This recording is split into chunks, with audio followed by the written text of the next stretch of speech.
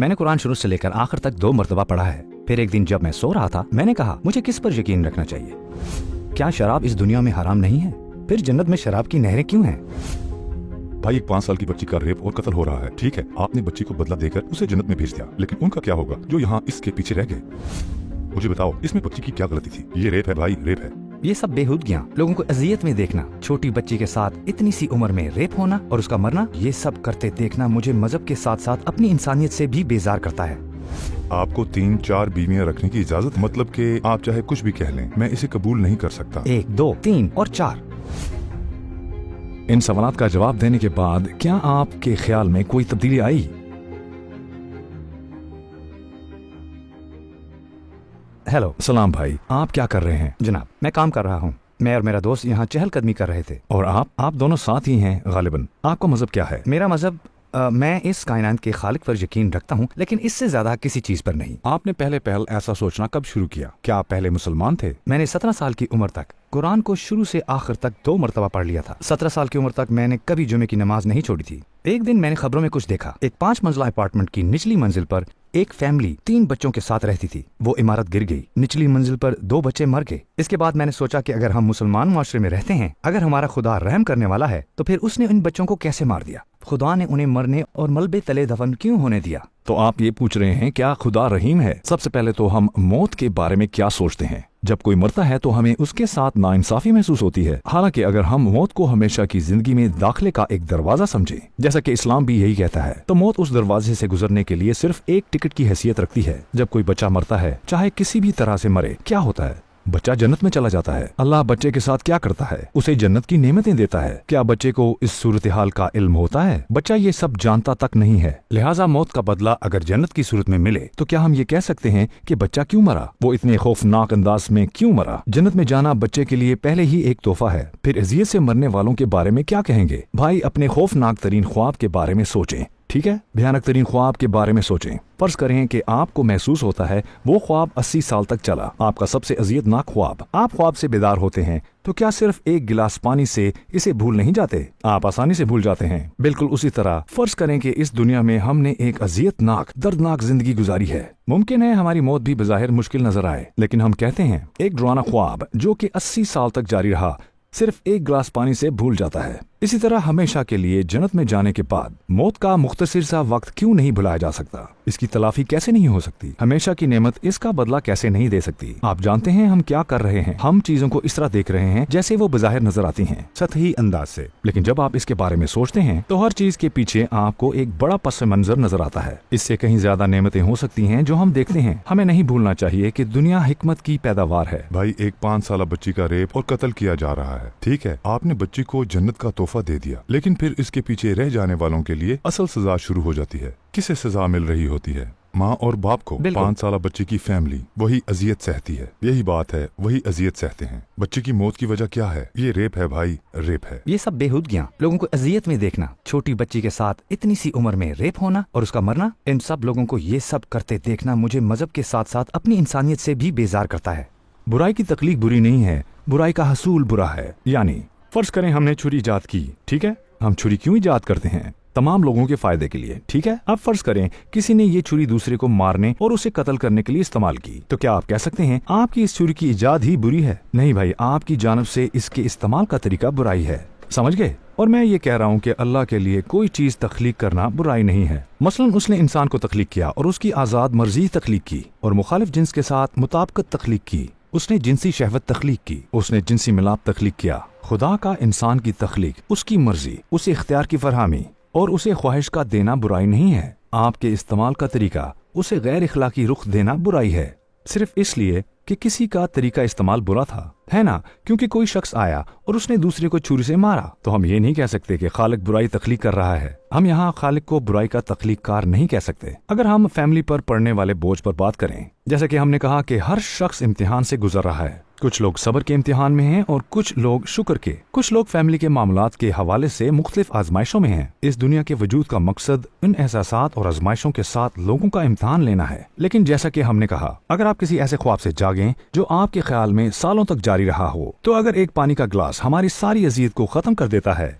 जब हम जन्नत में उठेंगे तो इस दुनिया में सही हमारी तमाम अजियतें भी खत्म हो जाएंगी। فرض کریں ایک ڈاکٹر آپریشن روم میں 1000 مریضوں کو اذیت دیتا ہے، تو اب کیا ہم میڈیکل سائنس کو بدنام کرتے ہیں؟ نہیں، ضرورت کے وقت ہم ایسا کرتے بھی ہیں۔ نہیں، میرا مطلب یہ ہے کہ کیا ہم میڈیکل سائنس اور میڈیکل کی کتابوں کو برا بھلا کہتے ہیں؟ نہیں، کتابوں کو نہیں۔ یہاں غلطی اس ڈاکٹر کی ہے۔ میں اس صورتحال کو دیکھ کر فوراً یہ نہیں کہہ دوں گا کہ سارے ڈاکٹر برے ہوتے ہیں۔ بالکل اسی طرح اگر ہم لوگوں کی غلطیوں کو دیکھ کر اسلام پر تنقید کریں گے تو یہ درست طرز عمل نہیں ہوگا۔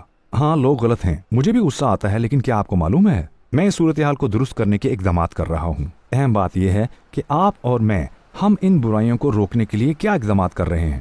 ہم لوگوں کو آگاہی دینے کے لیے بھاگ دوڑ کرتے ہیں، ورنہ اگر ہم اس شخص کی طرح ہو جائیں جو میڈیکل کی کتابوں سے ہی منہ موڑ لیتا ہے تو پھر ہم کسی کام کے نہیں رہیں گے، نہ ہی یہ کوئی درست طرز عمل ہوگا۔ السلام علیکم بھائی اور بہنوں، ہم نے دیکھا کہ ہمارے 80% ویورز باشمول اس ویڈیو کے ہمارے چینل کے سبسکرائبر نہیں ہیں۔ جیسا کہ آپ جانتے ہیں ہم ایک غیر منافع بخش تنظیم ہے اور ہماری ویڈیوز پر اشتہارات غیر فعال ہیں، لہٰذا ہم صرف اس لیے اس کی درخواست کر رہے ہیں تاکہ سچائی کو پھیلایا جا سکے۔ یہ ایک چھوٹا سا عمل لگتا ہے لیکن انشاءاللہ یہ بہت سے لوگوں کے لیے رہنمائی کا ذریعہ بن سکتا ہے۔ آئیے اب سبسکرائب بٹن پر کلک کریں اور مل کر ٹورڈز ایٹرنیٹی کا حصہ بنے۔ ہاں، اموات ہوتی ہیں، لیکن جیسا کہ ہم نے کہا برائی کا اصول برا ہے، لیکن برائی کی تخلیق بری نہیں ہے۔ مثلا خدا نے آپ کو آزاد اختیار دیا ہے، آپ لوگوں کو اچھے کاموں سے آگاہ کر سکتے ہو، ٹھیک ہے، کیونکہ خدا نے ہمیں انسان بنایا اور ہمیں اختیار دیا۔ چونکہ خدا نے ہمیں یہ اعلیٰ نعمت دی ہے، لہٰذا ہم بدلے میں لوگوں کو بھی کچھ دے سکتے ہیں اور رحم دلی کے حوالے سے انہیں بتا سکتے ہیں۔ کیا ہم اسے برائی کہہ سکتے ہیں کہ خدا نے ہمیں یہ اہلیت دی ہے؟ نہیں، ہم نہیں کہہ سکتے۔ اب اگر کوئی شخص آتا ہے اور اللہ کی دی ہوئی اس نعمت کو جا کر لوگوں کو قتل اور زخمی کرنے کے لیے استعمال کرتا ہے تو ہمیں یہ سوچنا چاہیے کہ ہم کیسے ان لوگوں تک پہنچیں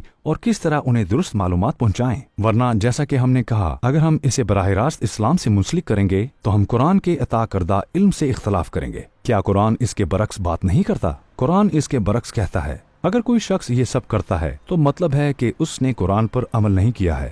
مثلا کیا اس دنیا میں شراب حرام نہیں ہے؟ تو پھر جنت میں شراب کی نہریں کیوں ہیں؟ حرام اور حلال کا معاملہ اللہ کی طرف سے ہے جو کسی چیز کو برا یا اچھا قرار دیتا ہے۔ مثلا اگر اللہ فرماتا ہے کہ فلاں چیز حرام ہے تو وہ حرام ہے، اگر وہ کہتا ہے حلال ہے تو حلال ہے، لہٰذا اس کا تعلق اس چیز کے برا یا اچھے ہونے سے نہیں ہے۔ چونکہ ہم امتحان گاہ میں اور دنیا میں ہیں، لہٰذا ہمیں لازماً اپنے ذہنوں کو استعمال کرنا ہوگا، کیونکہ دیکھیں ہم یہاں ایک اندازہ لگا رہے ہیں، ہم اللہ کو تلاش کر رہے ہیں، ٹھیک ہے؟ اللہ نے اسے دنیا میں برا قرار دیا ہے، تو پھر جنت میں کیوں ہے؟ جب اللہ کسی چیز کو حرام نہیں کہتا وہ وہاں حرام نہیں ہوتی۔ ظاہر ہے اللہ فرمائے گا کہ کچھ چیزیں حرام ہیں اور کچھ حلال، آپ اپنے انتخاب کی بنیاد پر جنت یا جہنم میں جائیں گے۔ اس جگہ ہم سے یہی مطلوب ہے، یہ امتحان کی جگہ ہے۔ کیا جنت میں اس طرح کا کوئی امتحان ہوگا؟ جنت میں کوئی امتحان نہیں ہوگا۔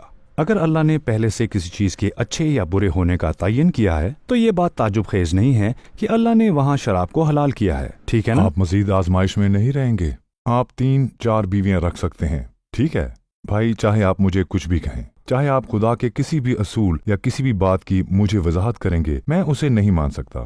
ایک تعلق ختم ہو جانے کے بعد آپ کسی اور سے محبت کر سکتے ہیں، لیکن 1، 2، 3 اور 4؟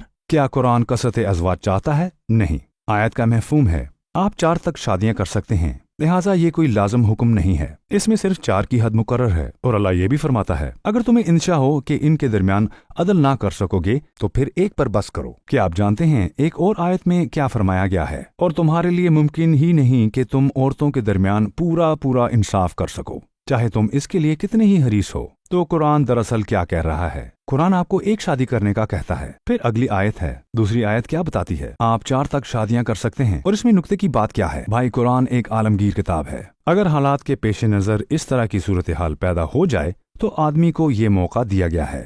کس طرح؟ عالمی جنگیں شروع ہو رہی ہیں، ہے نا؟ عالمی جنگوں میں کون مرتا ہے، مرد یا عورتیں؟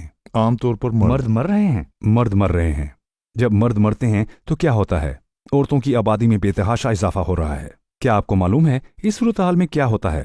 قرآن کی اس اجازت سے خاندان کا تصور جاری رہ سکتا ہے۔ قرآن نے کیا کہا ہے؟ آپ 4 تک شادیاں کر سکتے ہیں۔ قرآن پہلے ہی ایک شادی کی حمایت کرتا ہے، لیکن اگر صورتحال کے مطابق ضرورت ہو جیسے کہ جنگ میں ہوتا ہے تو زیادہ سے زیادہ 4 عورتوں کی حد مقرر ہے۔